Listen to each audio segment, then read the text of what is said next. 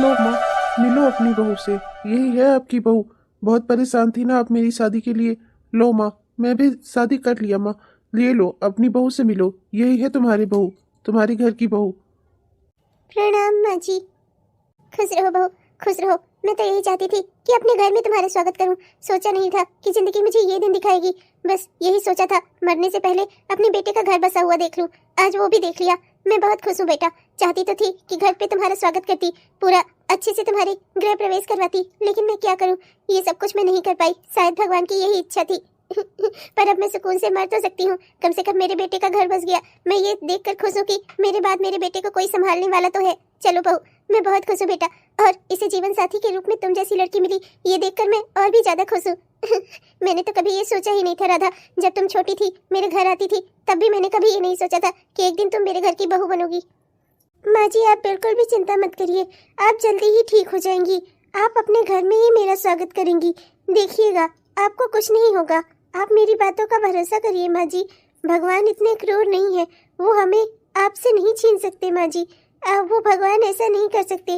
आप बिल्कुल चिंता ना करें माँ जी। आप ठीक हो जाएंगी और अपने घर चलेंगी। आप घर पर आप मेरा स्वागत करेंगी। हाँ, पता नहीं बहू, कुछ कह नहीं सकते। यहाँ से कहाँ जाना होगा, घर पहुँच पाऊंगी या शमशान, पर फिर भी मुझे बिल्कुल भी आज जरा सा भी दुख नहीं है। आज मैं बहुत खुश हूँ। मेरे बेटे को संभालने के लिए तुम जो मिल गई हो, अब मुझे अपने बेटे की चिंता करने की कोई जरूरत नहीं है। बहू, हमेशा मेरे बेटे के साथ रहना, इसका साथ कभी मत छोड़ना। मैं जानती हूँ मेरा बेटा तुमसे बहुत प्यार करता है बेटा। मैंने इसकी आंखों में देखा है। इसने इतने सालों तक तुम्हारा इंतजार किया है बेटा। हमेशा इस बात को ध्यान में रखना। माँ जी, आप बिल्कुल चिंता मत करिए। मैं इनका साथ कभी नहीं छोड़ूंगी। मैं हमेशा इनके साथ रहूंगी। आप बिल्कुल भी चिंता मत करिए माँ जी। मैं भी और ये भी, हम दोनों आपसे बहुत प्यार करते हैं माँ जी। हम आपको कुछ नहीं होने देंगे। कहाँ बहू, ये सब कहाँ इंसानों के भरोसे होता है। ये सब तो भगवान की मर्जी है। क्या ही कर सकते हैं बेटा। मुझे माफ करना राधा। मैंने तुम्हारे साथ इस तरह से मंदिर में जाकर शादी की। मैं ऐसा करना नहीं चाहता था। चाहता था मैं पूरे धूमधाम के साथ हमारी शादी हो, पर अब हमारे पास इतना समय नहीं था। मैं अपनी माँ को इस तरीके से दुख में तड़पता हुआ नहीं देख सकता था। इसीलिए जो तुमने कहा, ये करना मुझे भी सही लगा। क्या हुआ अगर हमारी शादी मंदिर में हुई है तो? हमारी शादी तो हुई है ना। मैं बस इस शादी को मानती हूँ। हम मानते हैं तो बस हो गई ना शादी। और वैसे भी माँ जी की यही इच्छा थी, तो उनकी इच्छा को पूरा करना हम बच्चों का भी तो कर्तव्य है। पर राधा, तुम्हारे भैया और तुम्हारी भाभी, उनको कौन कैसे क्या समझाएगा। मैंने सोचा था पहले मुझे उनका आशीर्वाद लेना था, उसके बाद ये शादी करनी थी। अब तो मामला और बिगड़ जाएगा। मुझे कुछ समझ में नहीं आ रहा है, हम कैसे क्या करें। तुम इस सब की चिंता बिल्कुल मत करो। अभी फिलहाल तुम माँ जी की देखभाल करो। अपने घर में होकर आती हूँ। वैसे भी दिन चढ़ गया है, घर में सब मेरा इंतजार कर रहे होंगे। बाकी मैं आगे देखती हूँ कि क्या करना है। अभी हमने अपनी शादी का इस रहस्य को ना राज बनाकर ही रखना होगा। अभी हम किसी के सामने ये बात नहीं दिखा सकते कि हम दोनों ने मंदिर में शादी कर ली है। ये शादी केवल माँ जी के अलावा ना किसी और को पता नहीं होनी चाहिए। हाँ राधा, तुम बिल्कुल सही कह रही हो। मैं तुम्हारे भैया से तुम्हारा हाथ मांग लूंगा, फिर अच्छे से हम दोनों फिर से शादी कर लेंगे। पर अभी इस शादी को राज रखना ही हम दोनों के लिए अच्छा रहेगा। मैं नहीं चाहता कि तुम्हारे भैया और भाभी तुम पर नाराज हो। ठीक है, मैं घर चलती हूँ। तुम माँ जी की तबीयत के बारे में मुझे बताते रहना। ठीक है राधा। बेचारी राधा को मेरे लिए क्या क्या करना पड़ रहा है। मैंने ऐसा कभी नहीं सोचा था कि मेरी वजह से उसे हमारी शादी को छुपाना पड़ेगा। पर मैं क्या ही कर सकता हूँ। जब उसके भैया को मनाने के बारे में सोचा था, तो अचानक से इतनी बड़ी मुसीबत आ गई। अब माँ की तबीयत पहले देखना जरूरी है। एक बार माँ ठीक हो जाए, फिर मैं राधा के भाई से जाकर उसका हाथ मांग लूंगा। साफ साफ कह दूंगा उनसे कि मैं और राधा एक दूसरे से शादी करना चाहते हैं। मुझे पूरी उम्मीद है कि सच्चे प्यार के आगे तो वो भी झुकेंगे। वो जरूर इस रिश्ते के लिए हाँ कर देंगे। Thank you so much Anjali. एक तुम ही हो जो हमारे इस रहस्य के बारे में जानती हो। तुमने मेरी बहुत मदद की। Thank you so much.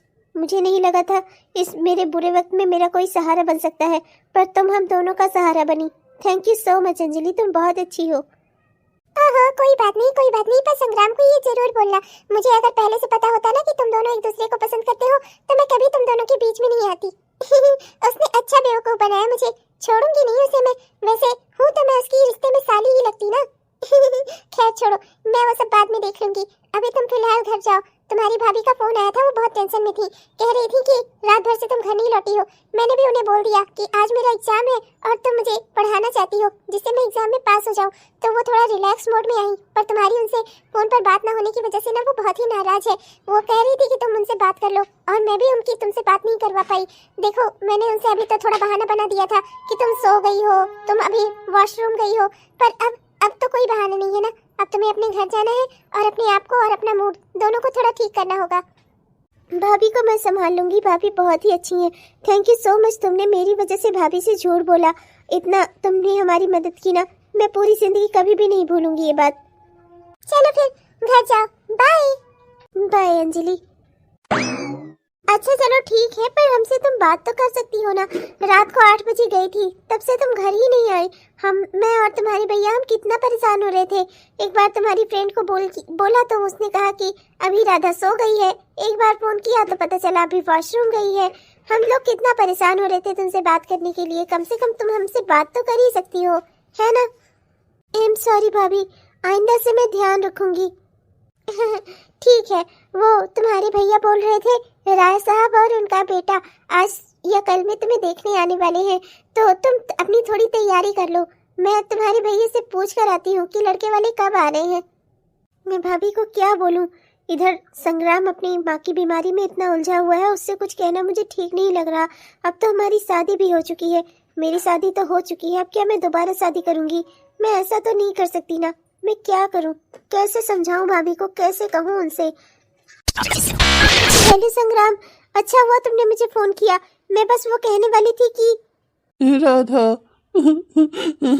Radha सब कुछ खत्म हो गया राधा। माँ माँ नहीं रही राधा, माँ नहीं रही। क्या, ऐसा कैसे हो सकता है संग्राम। नहीं, तुम संभालो खुद को। मैं बस अभी आती हूँ संग्राम, तुम बिल्कुल चिंता मत करो। ये सब क्या हो गया, मैंने नहीं सोचा था कि ये सब कुछ इतना जल्दी ऐसे हो जाएगा। मैं क्या करूं, मुझे यहाँ से भी निकलने के लिए कोई ना कोई बहाना बनाना होगा। मैं ऐसी हालत में संग्राम को अकेले नहीं छोड़ सकती। वो अकेले खुद को कैसे संभालेगा। अपने पिता के जाने के बाद वो पहले ही बहुत दुखी था, और ये सब अचानक से इतना गलत कैसे हो गया। मुझे कुछ ना कुछ करना होगा। मुझे यहाँ से निकलना होगा, मुझे जाना होगा उसके पास। अरे राधा बच्ची, वो तुम्हारे भैया ने पता किया है। क्या है ना कि इस बार उन लोगों के पास अभी समय नहीं है, तो उन्होंने कहा है कि 4 दिन बाद ही आ पाएंगे। चलो हम लोग भी कुछ थोड़ी बहुत तैयारी कर लेंगे। भाभी आपको समझना होगा, भैया को भी आपको समझाना होगा। मैं एक बहुत बड़े प्रोजेक्ट पे काम कर रही हूँ भाभी, और मेरा उस प्रोजेक्ट को अच्छे से करना बहुत ज़रूरी है। अगर ऐसा हुआ ना तो मैं अपनी लाइफ में सक्सेसफुल हो जाऊंगी। जो मैं चाहती हूँ ना मुझे मिल जाएगा। भाभी अभी मेरा वो प्रोजेक्ट करना बहुत ज़रूरी है, और उसके लिए मुझे लगभग महीने भर के लिए बाहर जाना होगा। बाहर जाना होगा, पर कहाँ। और अभी तो तेरा यहाँ रहना जरूरी है। 4 दिन बाद राज साहब और उनका बेटा आ रहा है तुझे देखने के लिए, और तू कह रही है कि तू महीने भर के लिए यहाँ से जाना चाहती है। अरे ऐसे कैसे कर रही है, तो मैं क्या कहूँगी तेरे भैया को। और ऐसा कौन सा प्रोजेक्ट है तेरा। देख जो भी हो, अभी तुझे यहीं रहना होगा। अरे हमारे घर की इज्जत का सवाल है। तेरे भैया ने उन लोगों से बात कर ली है, अब हम क्या कहेंगे उनसे कि तेरा काम इतना जरूरी था कि तुझे महीने भर के लिए बाहर जाना पड़ा। भाभी प्लीज कुछ करिए, मुझे दिल्ली जाना होगा अपने इस प्रोजेक्ट के लिए, और अगर मैं यहाँ रही ना तो मेरा ये प्रोजेक्ट कभी नहीं पूरा होगा, मेरा सपना कभी नहीं पूरा होगा। मुझे अपनी ज़िंदगी में सक्सेसफुल होने के लिए बाहर जाना ही होगा। भाभी बस 1 महीने की ही तो बात है, फिर आगे बाद में जैसे होगा देखा जाएगा ना। भाभी प्लीज। और वैसे भी मेरा अभी शादी करने का कोई इरादा नहीं था, आप और भैया ही जबरदस्ती कर रहे हो। अगर राय साहब और उनका बेटा चले जाते हैं तो अच्छा ही है, मुझे कोई दिक्कत नहीं है। और आप लोग भी मत परेशान होइए, जिसको भगवान ने मेरे लिए लिखा होगा वो अपने आप ही हमारी ज़िंदगी में आ ही जाएगा। और मुझे आज ही निकलना होगा, और अभी ही। मैं ज़्यादा रुक नहीं सकती, अब मेरा वहाँ पहुँचना बहुत ज़रूरी है। अरे पर मैं तेरे भैया से क्या कहूँगी। अरे भाई कौन है और मुझसे क्या कहना है, क्या बात है भाई, क्या कहना है मुझसे, क्या कहोगी तुम मुझसे, बताओ तो जरा। वो कुछ नहीं जी, वो 4 दिन में आपने बताया कि राय साहब और उनका बेटा आ रहे हैं राधा को देखने के लिए, और इधर राधा का एक बहुत ज़रूरी प्रोजेक्ट है। राधा कह रही है वो प्रोजेक्ट उसकी ज़िंदगी है, उसकी ज़िंदगी से ज़्यादा इम्पोर्टेंट है, इसका वहाँ पहुँचना ज़्यादा ज़रूरी है। महीने भर के लिए राधा को बाहर जाना होगा शहर से, तो ऐसे में ये सब कैसे क्या होगा, मैं बहुत चिंता में हूँ। मैं क्या कहूँ आपसे, पर देखिए बच्चे की जिंदगी का सवाल है। मेरा ख्याल है कि इसे 1 महीने के लिए जाने देना चाहिए, फिर जो होगा बाद में आगे 1 महीने बाद देख लेंगे। आपका क्या कहना है? अच्छा, ऐसी बात है। इसमें इतना घबराने वाली क्या बात है। मैंने अपनी बच्ची को हर तरह की आज़ादी दी है, तो अगर उसे अपने प्रोजेक्ट के लिए बाहर जाना ही है तो फिर क्या दिक्कत है। कोई बात नहीं। बाकी जो ये सब मेल मुलाकात वाली बातें हैं ये सब हम बाद में कर लेंगे। और वैसे भी राय साहब और उनका पूरा खानदान हर कोई जानता है कि उनके लिए काम कितना ज़्यादा ज़रूरी है। तो इसलिए तुम बिल्कुल चिंता मत करो। राय साहब और उनके बेटे को मैं समझा दूंगा, और वो समझदार भी है, वो लोग समझ लेंगे ये बात। चल अब फिर अपना मुंह मत लटका, तैयारी बना और निकल अपना दिल्ली के लिए। हाँ मैं और तेरे भैया, हम दोनों राजी हैं इस बात के लिए। भगवान तुझे तेरी जिंदगी में सफलता दे। थैंक यू सो मच भैया, थैंक यू सो मच भाभी। मुझे माफ कर दीजिएगा भैया भाभी, मैं आपसे झूठ बोल रही हूँ। मैं ये कभी नहीं करना चाहती थी, पर जिंदगी में मेरी परिस्थितियां ही ऐसी बनी कि मुझे ऐसा सब करना पड़ रहा है। प्लीज आप दोनों मुझे माफ कर दीजिएगा। मैं जानती हूँ आप लोग मुझ पर बहुत भरोसा करते हैं, पर प्लीज भैया भाभी मुझे माफ कर दीजिएगा। ये करना मेरे लिए बहुत जरूरी है। मैं संग्राम को इस अवस्था में अकेले नहीं छोड़ सकती, मेरा उसके पास होना बहुत जरूरी है। इसलिए मुझे आप लोग दोनों माफ कर देना। इस तरह से आप लोगों से झूठ बोलकर मुझे उसके पास जाना पड़ रहा है, पर एक ना एक दिन मैं आप लोगों को उससे जरूर मिलाऊंगी, और मुझे पूरा यकीन है कि आप दोनों भी उसे मन से अपना लेंगे। चलो फिर तुम चिंता मत करो। मैं राय साहब को फोन कर देता हूँ, अब वो महीने भर बाद ही आएंगे। उन्हें भी अभी समय नहीं था, बेकार में ही समय निकाल कर आने की कोशिश कर रहे थे। और जब मैं उन्हें बताऊंगा कि बात ऐसी ऐसी है तो वो जरूर समझेंगे। क्या है ना कि काम के प्रति ईमानदार रहने वाले लोगों से राय साहब का पूरा खानदान बहुत खुश रहता है। चलो ठीक है, फिर तुम खाना निकालो, मैं जरा उनसे बात करके आता हूँ। वैसे आज मैंने ये बात तो देख ली, आप अपनी बहन को बहुत प्यार करते हैं, जिंदगी में अपनी हर चीज से ऊपर रखते हैं। मैं सोच रही थी कि मैं आपसे कैसे कहूंगी, पर आपने तो आते ही तुरंत हाँ कर दी। हाँ तो क्या मैं अकेले मानता हूँ, तुम भी तो इसे बहुत मानती हो, बेटी की तरह रखती हो अपनी। हाँ। 15 दिन बाद। संग्राम, तुम इस तरह से कब तक रोते रहोगे? देखो माँ जी को गए हुए इतने दिन बीत गए हैं, तुम अपने आप को संभालते क्यों नहीं? देखो इस तरह से करोगी ना तो तुम बीमार हो जाओगे, तुम्हारी तबीयत खराब हो जाएगी। रोज रोज तुम खाना नहीं खाते, कितने मुश्किल से मुझे तुम्हें खिलाना पड़ता है। प्लीज संग्राम, अब खुद को संभालो, अब खुद को संभालने का वक्त आ गया है। राधा, मेरे साथ ही ऐसा क्यों होता है। बचपन में मेरे पिताजी मुझे छोड़कर चले गए। बड़ा हुआ तो मैंने सोचा था अपनी माँ को जिंदगी का हर सुख दूंगा, तो मेरी माँ मुझे छोड़कर चली गई। तुम मेरी जिंदगी में हो पर होकर भी नहीं हो। मेरी जिंदगी में ही ऐसा क्यों होता है राधा। हर कोई मुझे छोड़कर क्यों चला जाता है जो मुझसे बहुत प्यार करता है, और मैं जिससे बहुत प्यार करता हूँ। ऐसा कुछ नहीं है संग्राम, तुम क्यों सोचते हो कि माँ जी हमें छोड़कर चली गई है? उन्हें महसूस करो, वो हमारे आसपास ही है, वो हमसे दूर कहीं नहीं गई है। तुम खाना खा लो, तुम्हें ऐसे देखेंगी ना तो वो बहुत दुखी होंगी। अगर उनका बेटा खाना नहीं खाएगा, बीमार पड़ जाएगा, इस तरह से रोता रहेगा, तो उन्हें कितनी तकलीफ होती होगी। सोचो संग्राम, क्यों ऐसा करते हो? प्लीज कुछ खा लो।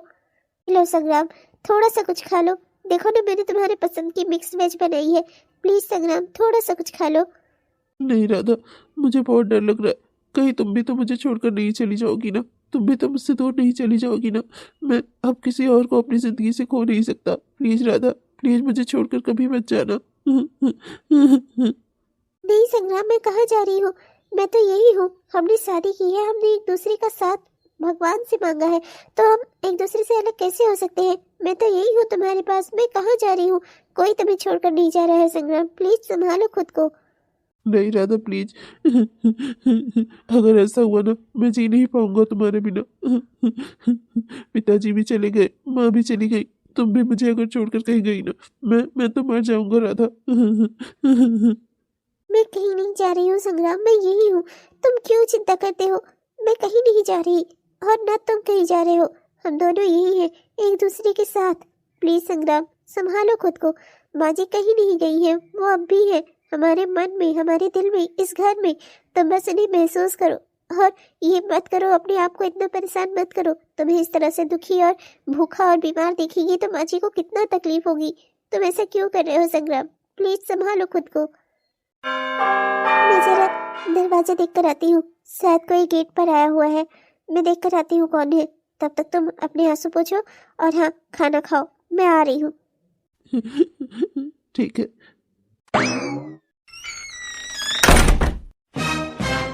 अरे राधा, तुम यहाँ संग्राम के घर में? और ये सब क्या है? ये साड़ी, ये सिंदूर, मतलब इस सब का मैं क्या मतलब समझूं राधा? जो तुम देख रही हो बिल्कुल सही समझ रही हो, वही सच है मेरी जिंदगी का। मैंने और संग्राम ने शादी कर ली है। हमने मंदिर में शादी की थी। संग्राम की माँ की ये अंतिम इच्छा थी। वो मुझे संग्राम की दुल्हन बने हुए देखना चाहती थी, इसलिए हमने ये शादी मंदिर में की थी। और संग्राम की माँ के जाने के बाद मैं यहाँ इस घर में अपनी जिम्मेदारी निभाने आई हूँ। मैं संग्राम को अकेला नहीं छोड़ सकती थी। अपने पिता के जाने के बाद वो वैसे ही बहुत दुखी था, और उसके बाद उसकी माँ भी उसे छोड़कर चली गई। ऐसे भी वो अकेले टूट जाता। मेरा उसके पास होना बहुत ज़रूरी था। मैं यहाँ इस घर में अपनी जिम्मेदारी निभाने आई हूँ, संग्राम की पत्नी होने के नाते। पर तुम्हारे भैया भाभी, उनका क्या? उनकी इच्छाओं का क्या?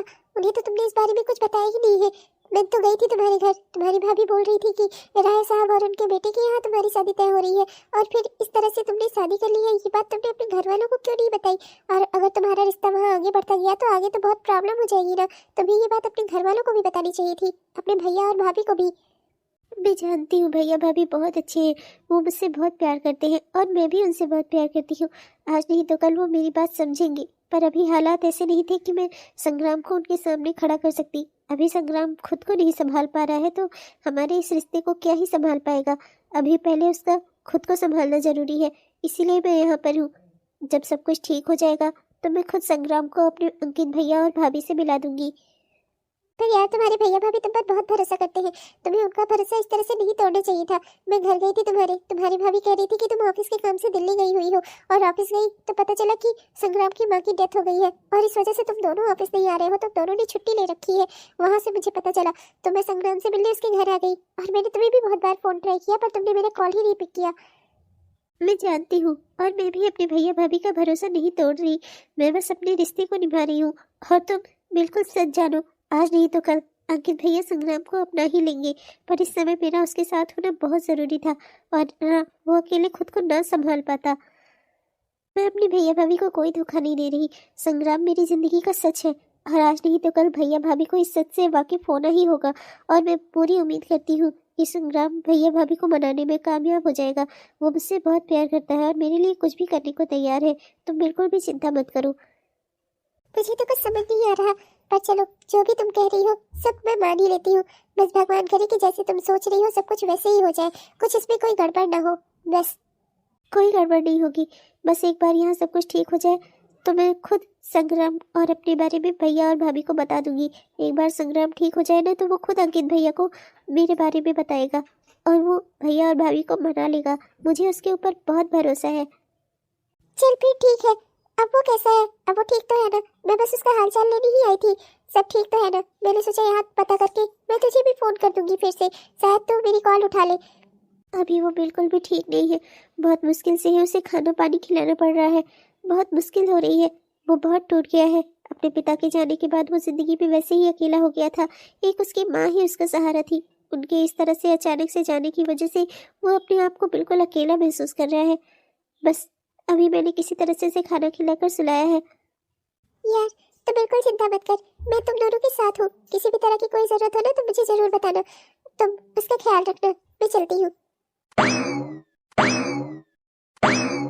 अंकित भैया, ओ अंकित भैया, आपने मुझे जिस काम से भेजा था वो काम पूरा हो गया। अंकित भैया, ओ अंकित भैया, पता नहीं कहाँ चले गए।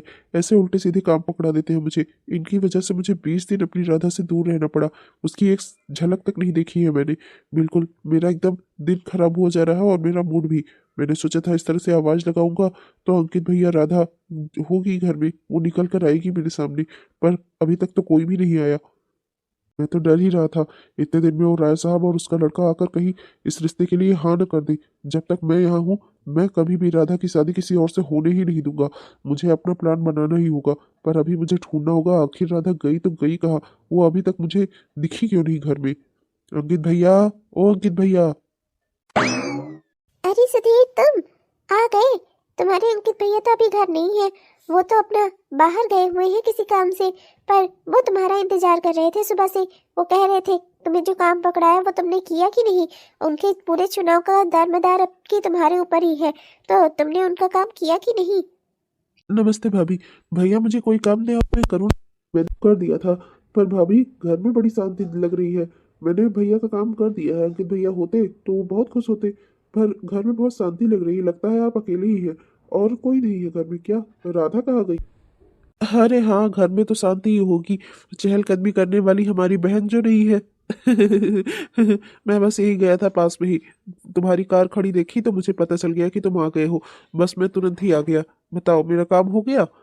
जी भैया काम हो गया। बहन नहीं है भैया, कहाँ गई है राधा? अरे वो कुछ नहीं, अपने ऑफिस के किसी काम से दिल्ली गई हुई है। 1 महीने तक के लिए उसका कोई प्रोजेक्ट है, पूरा करके ही लौटेगी। इसीलिए तो शादी का काम भी हमें कुछ दिनों के लिए आगे बढ़ाना पड़ा। चलो खैर, ये बात अच्छी है कि 1 महीने बाद वो लौट कर आएगी तो अपना पूरा ध्यान शादी पर लगा सकेगी। 1 महीने तक के लिए दिल्ली? कैसे कटेंगे मेरे 1 महीने बिना राधा को देखे हुए? अरे क्या हुआ सुधीर, खाना वाना खाना है क्या? रुको मैं तुम्हारे लिए खाना लगा देती हूँ। नहीं भाभी, अब भूख ही नहीं है मुझे। मैं चलता हूँ जरा अपने घर, नहा धोकर वही खाना खा लूंगा। ठीक है भैया, मैं चलता हूँ। आपका काम हो गया है। सारी डिटेल बाकी मैं आपको बता दूंगा। अभी मैं घर चलता हूँ। ठीक है भाभी। ठीक है भैया। नमस्ते भैया, नमस्ते भाभी। वैसे तो ये खाने के लिए मरा जाता है, पर आज खाना पूछ रही हूँ तो इसे खाना नहीं है। इसे क्या हो गया? मुझे लगता है आपने इसे जहाँ काम से भेजा था ना 20 दिन के लिए, इसकी भूख वहीं मर गई। अरे छोड़ो भाग्यवान, तुम भी। क्या ही लेना देना हो सकता है उसे भूख ना हो। अजीब अजीब कभी तरह वो व्यवहार करता है। खैर छोड़ो ये सब बातें। तुम जरा मेरे लिए खाना लगा दो, मुझे बहुत जोरों की भूख लगी है। ठीक है जी, लगाती हूँ। न जाने क्यों मुझे कुछ ठीक नहीं लग रहा। इतने दिनों तक मैं कभी राधा को बिना देखे नहीं रहा। 20 से 25 दिन हो गए हैं मैंने राधा की सूरत तक नहीं देखी है। आज मुझे उसके ऑफिस चलना ही होगा। आज उसके ऑफिस जाकर ही पता करता हूँ कि उन लोगों ने उसे कौन से प्रोजेक्ट पर और कहाँ भेजा है। दिल्ली में वो कहाँ रह रही है। मुझे वहां जाकर दिल्ली में उसकी सूरत देखनी ही होगी। उसे देखे बिना मैं इतना दिनों तक उससे दूर कभी नहीं रहा और आइंदा भी कभी नहीं रहूंगा। आज मुझे उसके ऑफिस जाना ही होगा। ऑफिस से ही मुझे उसका एड्रेस पता चलेगा कि दिल्ली में वो कहाँ रह रही है, कौन से जगह पर। मैं आ रहा हूँ राधा, मेरा इंतजार करना। मैं बस पहुंच रहा हूँ तुम्हारे पास। इसको भी ना चैन नहीं है, ये कुछ कांड करवा कर ही मानेगा। हेलो दोस्तों, आप सबको दिल से मेरा प्यार भरा नमस्कार। कैसे हैं आप सब? उम्मीद करती हूँ कि बहुत ही बढ़िया होंगे। आपने हमारा यह वीडियो पूरा देखा, इसके लिए आपका दिल से बहुत बहुत धन्यवाद। दोस्तों कैसा लगा आपको? उम्मीद करती हूँ कि पसंद आया होगा, और अगर पसंद आया तो कृपया वीडियो को लाइक जरूर करिएगा और अपने दोस्तों को, रिश्तेदारों को वीडियो को शेयर भी जरूर करिएगा। और हाँ दोस्तों, अपने प्यारे प्यारे से कमेंट्स भी हमें जरूर लिखिएगा। आपके प्यारे प्यारे कमेंट्स का ना हम दिल से इंतजार करते हैं दोस्तों। तब तक के लिए मैं चलती हूँ। और हाँ दोस्तों, एक ज़रूरी बात, हमारे जिन भी दोस्तों ने अभी तक हमारे इस चैनल को सब्सक्राइब नहीं किया है, कृपया सब्सक्राइब कर लीजिएगा दोस्तों, जिससे हमारे इस तरह के वीडियोस आप तक हर दिन पहुंचते रहे। अब तब तक के लिए मैं चलती हूँ, मिलूंगी अगले वीडियो में इस कहानी के अगले भाग में। तब तक के लिए बाय बाय।